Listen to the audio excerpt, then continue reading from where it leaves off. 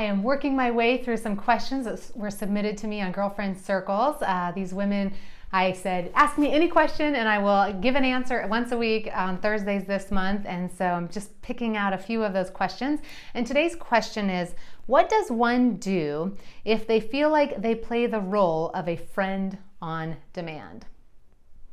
Many of us have had that feeling. I know I hear from quite a few women that we feel like we're only there when our friend needs us, or we're only there when our friend goes through a breakup, or only in certain situations, and then we never hear from her, or it goes months, and then finally she needs something. And so what do we do in these situations? I would tend to say, okay, good, we're doing good in the needing each other department, in the when the crisis happens, and that's fabulous. And remember that every friendship needs 5 positive interactions for every negative interaction. And so we don't mind being there in the demand situations if we feel like we also get to do a lot of the fun and the celebrating. And so one of the ways we can do that, that's the easiest and the most gentle, is just to initiate it ourselves in the in-between. So when it's not crisis mode, to be able to reach out to our friend and to be able to say, I feel like we only see each other when one of us is hurting or something. I wondered if you just wanted to get together and go to a museum or go for a walk or go hiking or fill in the blank. And so we can start initiating, and by gently saying, I only feel like we see each other in these moments. I would love to see you when things are going well. We're saying what we want. We're sharing our ask or our feelings. And it's putting information in their brains like, ooh, yeah, I don't want to just be somebody who only calls her when I'm in crisis. And so it gives us a beautiful way where there's no big drama, no awkward conversation. It's simply like let's initiate and let's state that I would love to see you when we can just have fun together too.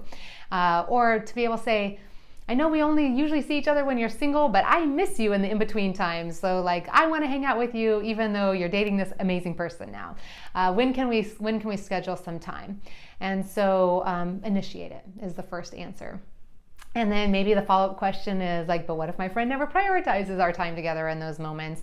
And I think that's where a second follow-up strategy would be able to be a little more honest and a little bit more heartfelt, where we can say, I've invited us to hang out several times because I want to be closer to you. I feel like sometimes the only times we see each other is when, quite frankly, when you're hurting or in crisis or nobody else is available, or whenever it is that true for you. And while I want to be there for you, and I'm so glad you call, I also miss our friendship in between those times. And so I know you're really busy, but what can we do to help make sure that we're seeing each other and having fun too? And so put it back on her. Ask the question and then be quiet and see what she says and see what she answers and what she comes up with and what she offers. And then you have information to start brainstorming a solution together. And I'm a big fan of us being honest, express how we feel with as little as we need to give. This doesn't need to be some big dates and point out the last 10 times, but just say, I feel this way. And I would love to, so then point out what we would want. We want to be friends in between times too. And so what can we do to make that happen? And so we're asking for her input, for her help. So those are usually kind of the steps I take of observing something, affirming what we want, and asking what can we do to make this work.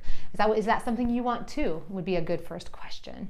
And so just starting to pull her into the conversation. We don't have to have all the answers. We don't have to have it all figured out. We don't have to defend ourselves or, victimize ourselves or make her sound bad. The question is just what's the best way for us to get to a place where we have a more consistent friendship?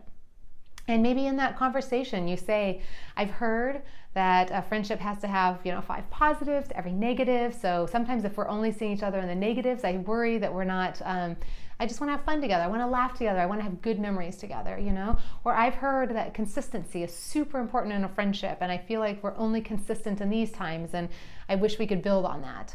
And so maybe in that space we help shape it a little bit, and we teach and we inform. Because remember, most people don't know. There's nobody waking up, and your friend included, thinking, I want to hurt her feelings today. I hope she feels completely unimportant and only I only am there when I need her. The chances of her maliciously doing this are so slim. She's probably just doing the best she knows how to do, and all we can do is show up and support that and affirm that, and then maybe just kind of invite and lead the way to a friendship that is healthier. I hope that works. I'm thinking to myself, like, I know I don't want to sound flippant or like make these sound easier than they are. And this is a beautiful opportunity for you to initiate and to like help balance out the relationship and bring some joy to it. So here's hoping it works. Good luck.